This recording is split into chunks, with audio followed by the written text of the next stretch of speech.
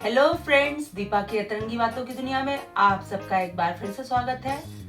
दोस्तों, आज जो कहानी लेकर मैं आप सबके सामने प्रस्तुत हूँ वो एक ऐसे उपाय के बारे में है जिसे अगर 3 महीनों तक लगातार कर लिया जाए तो लक्ष्मी माँ की कृपा बरसने से कोई रोक नहीं सकता है।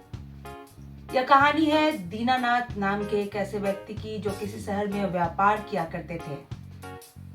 उन दिनों उनका व्यापार कुछ मंदा चल रहा था। उनकी आर्थिक स्थिति बहुत अच्छी नहीं थी। तो उनके किसी दोस्त ने उन्हें सलाह दी कि शहर में एक बहुत ही अच्छे एस्ट्रोलॉजर हैं, तुम उनसे जाकर मिलो।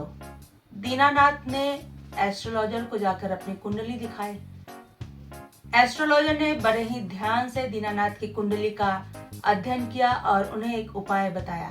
उन्होंने कहा कि तुम्हें लगातार 3 महीनों तक सूर्योदय से पहले किसी ऐसे तालाब के किनारे जाना है जहां कमल के फूल खिलते हों, और वहां जाकर सूर्योदय से पहले कुछ खास मंत्रों से कमल के फूल की स्तुति करनी है, और सूर्योदय के बाद वहां से एक कमल का फूल तोड़कर लाना है और घर आकर माता लक्ष्मी को अर्पित कर देना है, और सूर्यास्त के समय उस फूल को ले जाकर पुनः उसी तालाब में विसर्जित कर देना है। इस उपाय को लगातार 3 महीनों तक शिद्दत के साथ करते रहो। लक्ष्मी की कृपा बरसने से कोई रोक नहीं सकता है। अब दीनानाथ बड़े ही खुशी खुशी घर आए और अगले दिन से उन्होंने उपाय करना शुरू कर दिया। सूर्योदय के पहले वो तालाब के किनारे जाते थे। वहां खड़े होकर दिए गए कुछ खास मंत्रों से कमल की स्तुति करते थे और एक कमल का फूल लाते थे और माता लक्ष्मी को अर्पित करते थे, और सूर्यास्त के समय उस कमल के फूल को उसी तालाब में विसर्जित कर देते थे। 3 महीनों तक लगातार इस उपाय को करते रहने के बाद भी जब दीनानाथ जी की आर्थिक स्थिति में कोई सुधार नहीं हुआ तो उन्हें थोड़ा संशय होने लगा।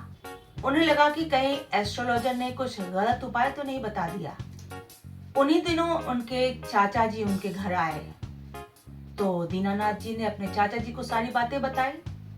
चाचा जी ने विस्तार पूर्वक सारी बातें सुनी और उन्होंने मुस्कुराते हुए कहा कि एस्ट्रोलॉजर ने उपाय तो बिल्कुल सही बताया है, परंतु तुम उसके पीछे छुपी हुई सीख को समझ ही नहीं पाए हो और यंत्रवत उस उपाय को करते चले जा रहे हो। उस उपाय की पहली बात तो यह है कि तुम्हें सूर्योदय से पहले उस तालाब के किनारे पहुंचना है जहां कमल के फूल खिलते हैं। तो इसकी पहली सीख तो यह है कि तुम्हें सूर्योदय से पहले उठना है और सूर्योदय के पहले ही तुम्हें उस तालाब के किनारे पहुंचना है जहां कमल के फूल खिला करते हैं। जब एस्ट्रोलॉजर के द्वारा दिए गए मंत्रों से तुम कमल के फूल की स्तुति करते होगे तो तुमने अवश्य देखा होगा कि कमल का फूल सूर्योदय के साथ खिलता है और सूर्यास्त के साथ ही उसकी पंखुड़ियां बंद हो जाती हैं, जो कि हमें यह सिखाती है कि हमें भी समय का पाबंद होना चाहिए और अपने जीवन में अनुशासित होना चाहिए। परंतु जितने दिनों से मैं यहाँ हूँ, मैं ये देखता हूँ कि तुम माता लक्ष्मी को फूल तो अर्पित कर देते हो, परंतु उसके बाद भरपेट नाश्ता कर लेते हो और चादर तान कर गहरे नींद में सो जाते हो और दोपहर के 1 बजे से अपने व्यापार और काम धंधे में लगते हो और रात में जल्दी सो जाते हो क्योंकि अगले दिन तुम्हें जल्दी उठना है। तो तुम खुद ही सोच कर बताओ कि तुमने अपने व्यापार को कितना समय दिया, फिर तुम कैसे उम्मीद कर सकते हो कि वो व्यापार तुम्हें मुनाफा देगा। और इस उपाय की तीसरी सीख ये है कि कमल का फूल कीचड़ में खिलता है और हर दिन खिलता है।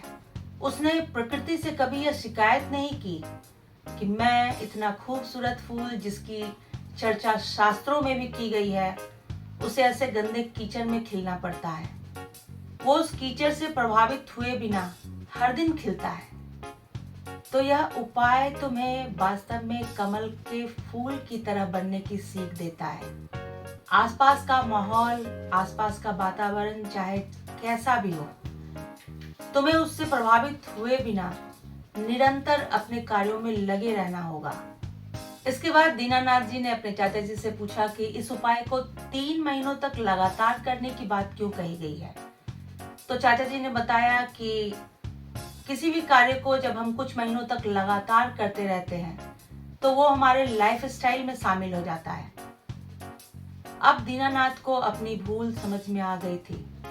दोस्तों, हम सब भी कई बार दीनानाथ जी की तरह बन जाते हैं, बगैर सोचे समझे किसी कार्य को करते रहते हैं और उम्मीद लगा लेते हैं कि उसके अच्छे परिणाम हमें मिलेंगे। तो दोस्तों, सोच बदलिए, जिंदगी बदल जाएगी।